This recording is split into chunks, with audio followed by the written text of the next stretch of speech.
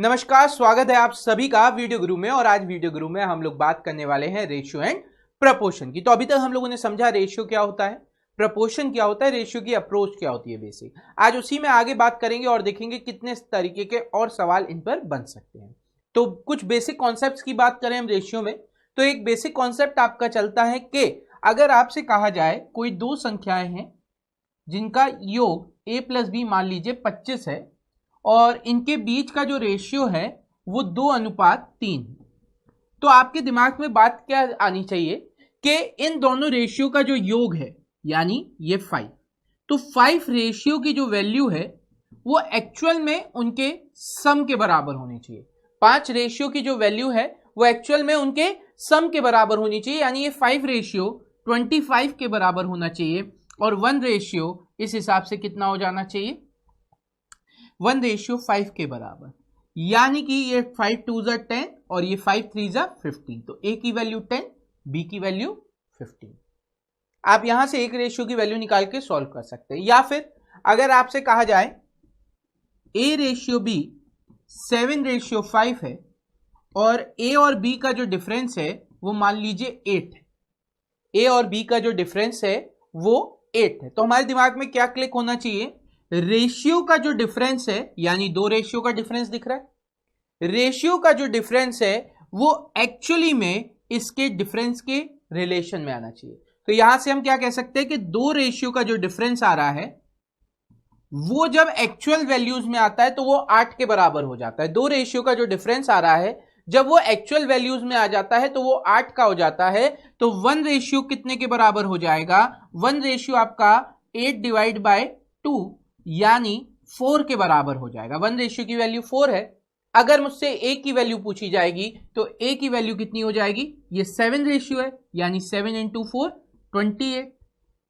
b की value क्या हो जाएगी, ये 5 रेशियो है तो 5 × 4 20। क्लियर है। अच्छा, इसके बाद और क्या करते हैं यहां पर, कई बार आपसे कहा जाता है, एक एग्जांपल ले रहा हूं, a और b की जो वैल्यू है, a और b की जो वैल्यू है मान लीजिए वो यहां पे मैंने लिखी है 3/5। a और b का जो बीच का रेशियो है वो 3/5 बोला गया है और आपसे कहा जा रहा है a इंटू b आपका है कितना, 135 मान लीजिए, कितना है 135 है। ठीक है, तो हमें क्या पता चला, a इंटू बी 135 है, वैल्यू 3/5 है। तो अब आपसे पूछा जा रहा है a और b की वैल्यू बताइए। तो आपके दिमाग में क्या आता है, 3 × 5 15 रेशियो, क्योंकि a इंटू बी हो रहा है तो 3 × 5 15 रेशियो 135 के बराबर, 1/9 के बराबर। तो a की वैल्यू आपकी कितनी हो जाएगी, 3 × 9 27 और b की वैल्यू कितनी हो जाएगी, 5 × 9 45। अब एक बात ध्यान से सोचिए कि अगर आप a और b को मल्टीप्लाई करेंगे तो ये किसी भी एंगल में 135 नहीं होगा, उससे बहुत ज्यादा हो जाएगा, क्योंकि 45 × bc करूंगा तो कितना हो जाएगा, 900। बहुत बड़ी वैल्यू आ रही है। इतना डिफरेंस क्यों आ रहा है, इतना डिफरेंस इसलिए आ रहा है क्योंकि जब हम इधर मल्टीप्लाई करेंगे तो ये, अगर मैं इसको मानता 3/5 है तो ये 3x हो जाता और ये 5x हो जाता, यानी ये हो जाता 15x² बराबर 135। तो x² की वैल्यू कितनी हो गई, 9, तो x12 की वैल्यू कितनी हो गई, 3। अब x की वैल्यू 3 है तो 3 × 3 9, 5 3 15, तो a की वैल्यू 9 हो जाती और b की वैल्यू 15 हो जाती। 15 × 9 135 आंसर आ जाता, 15 × 9 135 आंसर आ जाता। तो हमें क्या पता चला, ये आपका कहां चलेगा, जैसे दो टर्म्स मल्टीप्लाई हो रहे हैं तो अगर दो टर्म्स मल्टीप्लाई हो रहे हैं तो आप रूट लगा देंगे एक रेशियो के लिए, दोनों का जो प्रोडक्ट है उससे डिवाइड कर देंगे रेशियो के प्रोडक्ट से। अगर स्क्वायर होता तो फिर यहां पे वही है, जो भी आपका स्क्वायर है वो रेशियो के स्क्वायर से डिवाइड कर देते और रूट लगा देते। ठीक है, तो इस तरीके से यहां पे चलेगा। अगर क्यूब होता तो क्यूब रूट लग जाता, समझ रहे हैं ना बात। चलिए, अच्छा अब क्या होता है, एक और केस की बात करें। आपसे कहा जाता है, मान लीजिए A/B 2:3 है। अच्छा, A में अगर कोई एक पर्टिकुलर वैल्यू जोड़ दी जाए, मैंने 100 माना, और B में भी उतनी ही वैल्यू जोड़ दी जाए, A और B में अगर दोनों में बराबर वैल्यूज जुड़ रही हैं, तो हम क्या कह सकते हैं, ये जो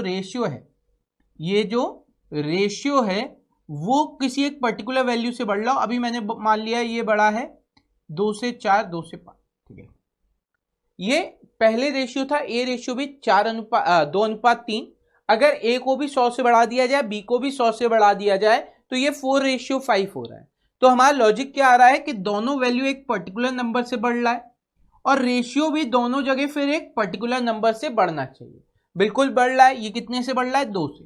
तो हमें पता चला 2 रेशियो का इंक्रीमेंट जब होता है तो 100 रुपए का इंक्रीमेंट हो रहा है, या आप कह सकते हैं 100 रुपए का इंक्रीमेंट करने पर 2 रेशियो वर्थ बढ़ जाती है। तो 2 रेशियो 100 के बराबर, 1 रेशियो 50 के बराबर। तो यहां पे 2 रेशियो 100 और 3 रेशियो 150। सही। तो ये बेसिक कॉन्सेप्ट है ऐसे रेशियो में। अब इनको सवालों में लगा लगा के देखते हैं कैसे तरीके के सवाल बनेंगे। तो पहला सवाल कह रहा है, if A and B are in the ratio 7:9, A और B का जो रेशियो है वो 7:9 है, and the difference of the square, और इनके स्क्वायर का जो अंतर है वो 128 है। What is the value of A? कितना डिफरेंस है इनका? And the difference of the square. अब स्क्वायर का डिफरेंस, तो 7 का स्क्वायर कितना होता है? 49। 9 का स्क्वायर होता है 81। ठीक है। यहां पे अगर मैं देखूं तो इनके बीच का डिफरेंस कितना है? 32। तो हमें पता चला 32 रेशियो, और ये स्क्वायर में होना चाहिए, है ना। रेशियो किस में होना चाहिए? स्क्वायर में, क्योंकि स्क्वायर की बात चल रही है। तो हम डायरेक्टली एक रेशियो की वैल्यू बताना चाहें तो कैसे बता सकते हैं?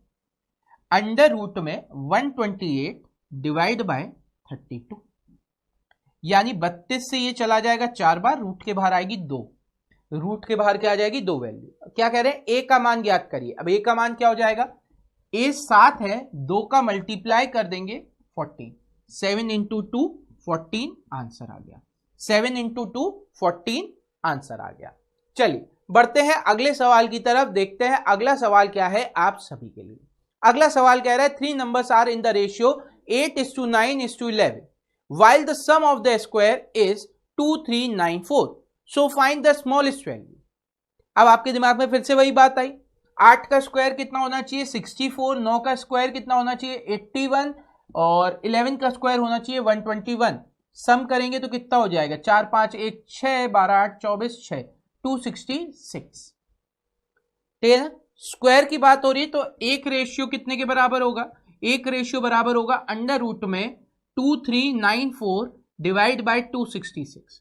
अब इसको देखते ही साथ मेरे दिमाग में बात आ गई, ये 9 से डिवाइड हो जाएगा। कैसे किया मुझे पता है, कोई ना कोई स्क्वायर के पास आ रहा होगा। अभी कोई ना कोई स्क्वायर के पास आ रहा है। 2 का स्क्वायर हो, पहला 1 का स्क्वायर 1 नहीं है, 2 का स्क्वायर 4, अगर मैं इसका 4 गुना करूंगा तो 1000 के पास आएगा, नहीं है। ठीक है। फिर आएगा 4 के बाद 9। अगर मैं इसको देखूं तो ये 9 टाइम्स लगभग लग रहा है, क्योंकि अगर इसको मैं 10 टाइम्स करूंगा तो ये 2660 होना चाहिए, यानी 9 के आसपास आ रहा है, तो 9 से डिवाइड हो रहा होगा क्योंकि स्क्वायर में आ रहा है आंसर। तो एक रेशियो की वैल्यू कितनी हो जाएगी? 3। अब यहां पे क्या कह रहे हैं? तो छोटी संख्या ज्ञात करें, फाइंड द स्मॉलेस्ट नंबर। छोटी संख्या का मतलब 8। तो 8 इंटू 3 24 आंसर आ गया। 8 इंटू 3 24 आंसर आ गया। चलिए बढ़ते हैं अगले सवाल की तरफ, देखते हैं अगला सवाल क्या है आप सभी के लिए। तो अगला सवाल कह रहा है, संख्या 72 को 3:5 में बांटा गया है, फिर दोनों प्राप्त संख्याओं को घटाया गया है, तो घटाव के बाद प्राप्त संख्या ज्ञात कीजिए। क्या कहा गया? 72 इज डिवाइडेड इन रेशियो। 72 को डिवाइड किया गया 3 और 5 के अनुपात में। फिर यहां से जो वैल्यू आई उनका डिफरेंस लिया गया। डिफरेंस कितना है? ये हो गया। अब वो हमें डिफरेंस ज्ञात करना है। तो हमें पता है 72 जो है वो कितने? 3 और 5 यानी 8 रेशियो में बटा, 3 + 5 8 रेशियो में बटा। हमसे वैल्यू किसकी पूछी जा रही है? 2 रेशियो की डिफरेंस है। तो 2 से ये चला जाएगा 4 बार, और 4 से ये कितनी बार चला जाएगा? 18 टाइम्स, यानी वो जो डिफरेंस होगा इन दोनों के बीच का वो 18 होगा। आप ईच इंडिविजुअल वैल्यू निकाल लीजिए। आप 72 को 8 से डिवाइड कर देंगे तो एक रेशियो की वैल्यू आपकी आ जाएगी 9, है ना। 9 आ गई तो 9 3 जा 27 और 9 5 जा 45। डिफरेंस देखोगे आपका 18 होगा, डिफरेंस इनके बीच का 18 होगा। हमने डायरेक्टली दो रेशियो की वैल्यू निकाल ली, 18 आंसर आ गया। चलिए बढ़ते हैं अगले सवाल की तरफ। अगला सवाल क्या कह रहा है? अब अगला सवाल कह रहा है the average of two number is 33। दो नंबर्स का एवरेज, मैंने माना ए और बी का एवरेज 33 था, तो इन दोनों का जो योग है वो 33 इंटू 3 हो जाएगा, 33 इंटू 3 हो जाएगा। अब कह रहे हैं if 4 is added to the smaller number, छोटी वाली संख्या अगर बी थी इसमें 4 जोड़ दिया जाए, यानी इसके टोटल में भी 4 जोड़ दिया जाएगा।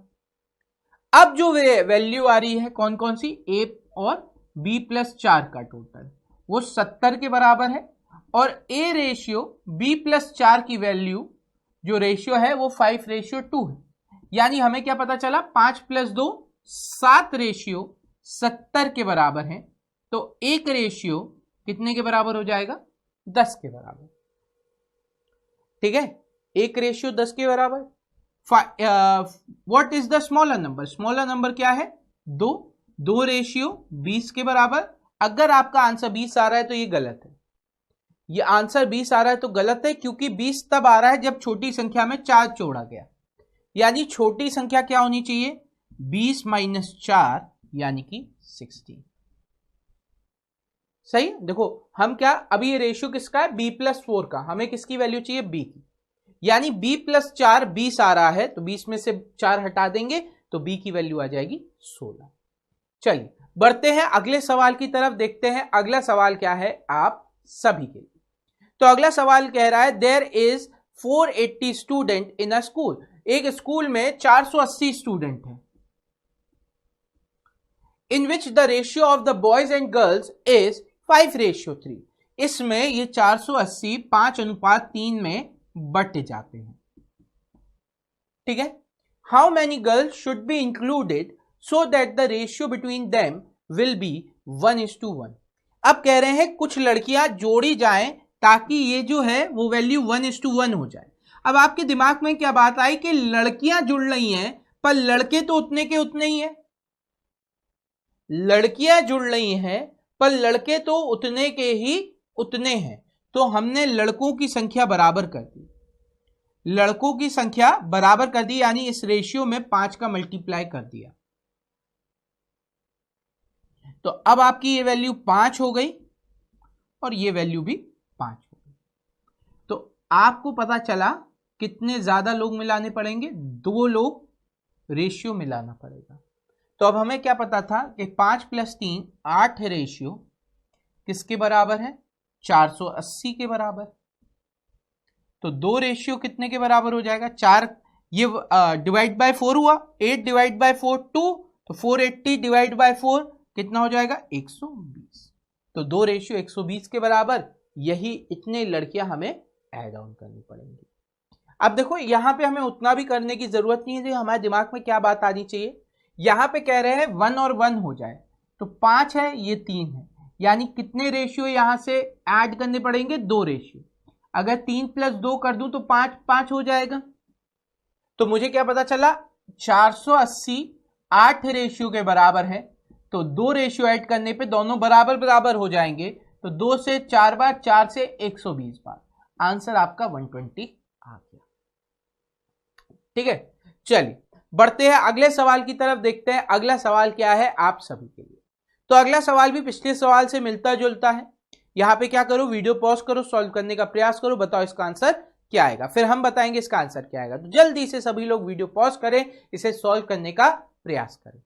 चलिए तो मान लेते हैं आप सबका आंसर आ गया होगा, देखें कैसे करेंगे ये सवाल। यहां पे कह रहे हैं कि 7:5 है, तो 16 बर्ड उड़ जाती हैं पहली ब्रांच से दूसरी ब्रांच की तरफ, तो क्या हो जाता है, 1:1 हो जाता है रेशियो। 1:1 हो जाने का मतलब क्या है, बात समझना। अगर मैं आपसे कहता हूं, ध्यान से सुनिए, कि यहां पे ये 1:1 है, तो क्या हुआ कि यहां पर जितना कमी आनी चाहिए उतनी यहां पर वृद्धि होनी चाहिए। क्या कहा जा रहा है? जितनी यहां पर कमी आनी चाहिए उतनी यहां पर वृद्धि होनी चाहिए, तभी ऐसा हो सकता है। बात समझ रहे हैं? 7:5 है, ये 1:1 है। अब खुद सोचो ध्यान से, मतलब बहुत आसानी से आप बता सकते हो कि 1:1 का मतलब है कि मैं इसमें से कुछ कम कर दूं। तो अगर मैं इसमें से एक कम कर दूं तो ये 6 हो जाएगा, और एक इसमें बढ़ा दूं तो ये 6 हो जाएगा। सही है, तभी ये 1:1 हो जाएगा। तो हमें क्या पता चला कि 7 - 1 कर देंगे तो ये 6 हो जाएगा, और 5 + 1 कर देंगे तो ये 6 हो जाएगा, तो 1:1 आ जाएगा। तो क्या पता चला कि एक रेशियो की कम इधर से उधर जाने पर, एक रेशियो इधर से उधर जाने पे 1:1 हो रहा है। एक्चुअल में कब हो रहा है? जब 16 बर्ड उड़ाई जा रही है। तो एक रेशियो 16 के बराबर, एक रेशियो 16 के बराबर। हमें क्या पूछना है? Total birds. तो टोटल नंबर ऑफ बर्ड्स कितनी हो जाएंगी? 7 और 5 12, 7 और 5 12 हो जाएगा। अब 7 और 5 12 है, तो हमें क्या पता चला? 12 × 16, 12 × 16 कितना हो जाएगा? 192। कैसे किया? इन दोनों के बीच वाला नंबर लिया 14, उसका स्क्वायर किया। 14 इससे 2 के डिफरेंस पर है, यानी 2 का स्क्वायर, तो 14 का स्क्वायर 196 - 4 192 आ गई वैल्यू। अच्छा, आप कहोगे सर आपको तो क्लिक कर गया, आंसर पता था 1 इसका, आप इसलिए आप बता रहे हो एक कम किया एक बढ़ाया। अगर हमें नहीं पता तब? आपको अगर नहीं पता तो एक चीज आपको पता है कि इनका टोटल 12 है, और जब कुछ बर्ड उड़कर इधर से इधर चली जा रही है तो इनका टोटल भी 12 होना चाहिए, पर इनका टोटल है 2। अब मुझे कितना पहुंचाना है? 12, क्योंकि इनका टोटल कितना हो रहा था? 12। तो चिड़िया 12 तो होनी चाहिए, तो 6 का मल्टीप्लाई कर दिया। अगर 6 का मल्टीप्लाई किया तो ये भी 6 ये भी 6, तो आपको पता चला अब टोटल चिड़िया हो गई 12। पहले कितनी थी? 12। कितने की कमी आई? 1 की। कितने की वृद्धि आई? 1 की। 1:16 के बराबर। चलिए अगला सवाल देखते हैं। अगला सवाल कह रहा है ABC purchased a car in ₹8400 such that investment of A and B plus C are in the ratio 2:5 and of B and C plus A are in the ratio 5:9। यह भी हम लोगों ने पढ़ा था क्या कि A/B plus C जो है वो कितने के बराबर है? are in the ratio 2:5 and B upon C plus A, ये कितना है? 5/9। अब मुझे पता है इनका टोटल कितना होना चाहिए? A + B + C। यहां पे भी टोटल क्या होना चाहिए? A + B + C, यानी दोनों जगह की क्वांटिटी का सम बराबर होना चाहिए। यहां पे हमने देखा तो 5 + 2 7 है, यहां पे हमने देखा तो ये 14 है। सम बराबर नहीं है। अब सम बराबर नहीं है, क्या है? एक जगह 7 है, एक जगह 14 है, तो हमने इसका दुगना कर दिया ताकि ये भी 14 हो जाए। तो अब हमें क्या पता चला? A/B + C बराबर हो जाएगा 4/10 के। A/B + C बराबर हो जाएगा 4/10 के। तो हमें क्या पता चला? A 4 है, B 5 है, और C भी 5 होगा, क्योंकि टोटल 14 है। तो 5 और 4 9, 9 में से 14 में से 9 हटाया 5। ठीक है। Find the investment of C। हमें पता है 8400 रुपीज कुल इन्वेस्टमेंट है। ये आपका कितने के बराबर हो गया? 14 के बराबर। हमें किसकी वैल्यू चाहिए? हमें वैल्यू चाहिए C की। C कितना है?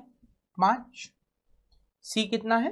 5। अब आपने 14 से इसे डिवाइड किया तो आपको पता है 14 × 6 = 84 होता है, 2 0 आ गए। 600 × 5, 600 × 5 कितना हो जाएगा? 30। 6 × 5 30, 2 0 आ गए, यानी 3000। तो हमें क्या पता चला? C ने 3000 रुपए लगाए होंगे। कॉन्सेप्ट वही है कि A/A + B की वैल्यू दी गई है, तो हमें पता है दोनों जगह पे जो टोटल आ रहा है A/B + C का और B/C + A का, वो टोटल बराबर होना चाहिए, क्योंकि वो टोटल A + B + C की वैल्यू बता रहा है। चलिए बढ़ते हैं अगले सवाल की तरफ, देखते हैं अगला सवाल क्या है आप सभी के लिए। अगला सवाल कह रहा है ₹75 is distributed among A, B and C in such a way that A gets half part of B and C together and B gets 2/3 part of A and C together। क्या कहा जा रहा है? 75 रुपए डिस्ट्रीब्यूट किए जा रहे हैं A, B और C में, जहां पर A को B और C का आधा भाग मिलता है। A को हाफ मिल रहा है B प्लस C का, यानी आप कह सकते हैं A upon B plus C बराबर है 1/2 के, ठीक है, together. And B gets 2/3 part, और B को मिलता है 2/3 पार्ट A प्लस C का। तो मैं इसको ऐसे लिख लूं सीधे सीधे, ठीक है। What is A share? A का शेयर ज्ञात करो। अब देखो हमें ज्यादा दिमाग लगाने की जरूरत नहीं है, हमारे पास पहली कंडीशन से ही आंसर आ जाएगा। टोटल कितना हो जा रहा है? 1 + 2 3, तो हम कह सकते हैं 75 3 के बराबर है। A का शेयर इसमें कितना है? 1, 3 से ये चला गया 25 बार, खत्म कहानी। हमें बाकी कुछ निकालने की जरूरत नहीं है, हमारे पास A की वैल्यू पूछी गई, वो पहले ही स्टेटमेंट से आ जाएगा। चलिए बढ़ते हैं अगले सवाल की तरफ, देखते हैं अगला सवाल क्या है आप सबके लिए। अगला सवाल कह रहा है the ratio of income of M and N is 4:5। M और N की जो इनकम है, इनके बीच का जो रेशियो है वो 4:5 है। And the ratio of their expenditure, और इनके जो खर्चे का जो है, ये इनकम का है, और जो इनके खर्चे का है उसका जो रेशियो है वो है 3:4। अब ये कह रहे हैं if every person save 1000 rupees then what is the income of M। अब दोनों लोग 1000 रुपए बचा रहे हैं। आपको पता है कि इनकम जो होता है वो बराबर होता है एक्सपेंडिचर प्लस सेविंग, तो आप कह सकते हैं सेविंग जो होगी वो इनकम माइनस एक्सपेंडिचर होगी। यानी अगर सेविंग दोनों जगह बराबर है तो इनके बीच का जो डिफरेंस है वो भी बराबर होना चाहिए। आपने देखा यहां पे डिफरेंस बराबर है, ये 1 का डिफरेंस, ये भी 1 का डिफरेंस। तो आपको पता है जब 1 का डिफरेंस आ रहा है इनकम और एक्सपेंडिचर में, तो 1,000 रुपए बच रहा है दोनों ही केस में। तो हम सीधे सीधे कह सकते हैं 1:1000 के बराबर। अब कह रहे हैं what is the income of M। M की इनकम कितनी है? 4, तो 4:4000 के बराबर। तो आंसर आ गया हमारा 4000। चलिए इतनी बात भी हो गई, बढ़ते हैं अगले सवाल की तरफ। अगला सवाल क्या कह रहा है कि the ratio of income of A and B, A और B की जो इनकम का रेशियो है वो है 3:4 and the ratio of the expenditure is 7:10। और इनके खर्चे का, A और B के खर्चे का जो अनुपात है वो है 7:10। इफ एवरी पर्सन सेव्स 2500, अब दोनों जो बचा रहे हैं वो 2500 बचा रहे हैं, then what is the income of B। तो B की आय ज्ञात कीजिए। अब देखो इसको करने का तरीका बहुत अच्छा है। एक चीज समझना, बात समझना, A अगर और B कुछ है, इनके बीच का कोई डिफरेंस है, ठीक है, A प्लस 2500 हो और B प्लस 2500 हो, इनके बीच का जो डिफरेंस है वो हमेशा क्या रहता है? सेम रहेगा, क्योंकि दोनों जगह क्या है? बराबर कांस्टेंट ऐड हो रहा है। या अगर प्लस की जगह माइनस हो रहा होगा तब भी सेम रहेगा, क्योंकि दोनों जगह बराबर कमी आ रही है, डिफरेंस में कोई फर्क नहीं पड़ रहा। तो अगर मैं यहां पे बात करूं तो अगर इनकम का रेशियो 3:4 है और एक्सपेंडिचर का रेशियो 7:10 है, तो हमें क्या पता है कि इनके बीच का जो डिफरेंस है वो अफेक्टिव नहीं होना चाहिए। यहां पे हमें वृद्धि, आपको पता है इनकम से ज्यादा एक्सपेंडिचर नहीं हो सकता, तो अब हमें क्या पता है कि डिफरेंस सेम होगा। हमें क्या पता है? इनके बीच का जो डिफरेंस है वो सेम होना चाहिए। यहां का डिफरेंस कितना है? 1, यहां का डिफरेंस है 3। डिफरेंस सेम नहीं है, डिफरेंस सेम करने के लिए हम क्या करेंगे? इसमें 3 का मल्टीप्लाई, तो 3 का मल्टीप्लाई किया, ये हो गया 9 और ये हो गया 12, ये आपका कितना है? 7 और ये है 10। तो आपको पता चला यहां से 2 रेशियो बचा है, यहां से भी 2 रेशियो, तो 2 रेशियो 2500 के बराबर, 1 रेशियो 1250 के बराबर। आपसे पूछा जा रहा है what is the income of B, तो 10 रेशियो कितने के बराबर हो जाएगा, sorry, what is the income of B, B कितने के बराबर है, 12 के बराबर है, तो 12 कितने के बराबर हो जाएगा, 1250 इंटू 12, तो आप 4 का मल्टीप्लाई इसमें करोगे 125 में तो हो जाएगा 500, तो 3 जीरो आ गए, 3 बचा था, 5 3 जा 15, आंसर आ गया सही, यानी इनकम ऑफ बी हो जाएगा 15,000। तो आप इस तरीके से यहां पे कर सकते हैं, यानी जब आपकी वैल्यूज में कोई डिफरेंस नहीं बन पा रहा हो सेम, तो आप क्या करते हो, आप उनके रेशियो का डिफरेंस को सेम करते हैं, क्योंकि आपको पता है दोनों नंबर्स का जो डिफरेंस है वो मेंटेन रहेगा। चलिए बढ़ते हैं अगले सवाल की तरफ।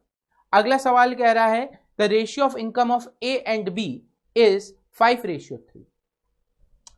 ए और बी की जो इनकम है उनके बीच का रेशियो है 5:3, और इनके बीच का जो एक्सपेंडिचर है क्या है, ए और बी के बीच का जो एक्सपेंडिचर है उनके बीच का रेशियो है 9:5। अब क्या हो रहा है, ए बचा रहा है 2600 रुपए और बी बचा रहा है आपका 1800 रुपए, है ना। अब वो कह रहे हैं फाइंड आउट द इनकम। अब देखो आपको एक सिंपल सी बात है यहां पे पता कि आप कुछ भी यहां पे करोगे आपका जो आंसर है वो नहीं बैठ पाएगा। क्यों नहीं बैठ पाएगा, क्योंकि यहां पे जैसे ही आप कुछ कहोगे आंसर में हल्की फुल्की भी रेशियो सेट करने में गलती हुई तो बहुत डिफरेंस आएगा, तो रेशियो से हम नहीं कर सकते क्योंकि सेविंग अलग अलग है। तो हम दूसरा कॉन्सेप्ट क्या लगाते हैं, हमें किसकी वैल्यू चाहिए, हमें इनकम की वैल्यू चाहिए, हमें इनकम की वैल्यू चाहिए। तो मुझे पता है इनकम माइनस सेविंग एक्सपेंडिचर हो जाएगा, income minus saving equal to expenditure होगा। तो मैं कह सकता हूं 5x में से अगर 2600 रुपए बचे हुए 2600 रुपए हटा दे और 3x में से अगर 1800 रुपए जो सेविंग हो रही है उसे हटा दे तो एक्सपेंडिचर आ जाएगा जिसका रेशियो है 9:5, जिसका रेशियो क्या है 9:5। आपने 5 का इधर मल्टीप्लाई किया तो ये आपका आ गया 25x माइनस 26 इंटू 5 कितना होता है 130 और 2 जीरो और आ गया इक्वल टू, ये इधर मल्टीप्लाई होगा तो ये आपका आ जाएगा 27x माइनस 18 इंटू 9 आपका हो जाएगा 162 और पीछे 2 जीरो। ठीक, अब आप क्या करेंगे, इसको यहां लेकर जाएंगे, इसको यहां लेकर आएंगे तो इधर बचेगा 2x और यहां से आपका कितना है 3200 बचेगा। तो x की वैल्यू कितनी आ गई 1600, x की वैल्यू 1600 आ गई। Then find out the incomes, आपको दोनों की इनकम ज्ञात करनी है, उनकी आय बतानी है। तो पहले केस में कितनी हो जाएगी, पहले केस में हो जाएगी 5 इंटू 1600, तो 16 इंटू 5 80 और 2 जीरो 8000। दूसरे केस में क्या है 3x, तो 3 इंटू 1600, 2 जीरो 48, है ना, 2 जीरो और 48, तो 4800 दोनों की आय आ गई। सही है। तो अगर आपका जो सेविंग है वो अलग अलग दी जाती है तो हम लोग बेसिक का इस्तेमाल करते हैं और वहां से सॉल्व करते हैं। तो आज का जो सेशन था वो बस इतना ही था। उम्मीद करते हैं आज का सेशन आपको पसंद आया होगा। अगर सेशन पसंद आया है तो वीडियो गुरु के बारे में अपने दोस्तों के साथ शेयर करें ताकि ज्यादा से ज्यादा लोग हमारे साथ जुड़ सके। पर अभी के लिए हमें दीजिए इजाजत। Thank you everyone, have a great day and enjoy yourself.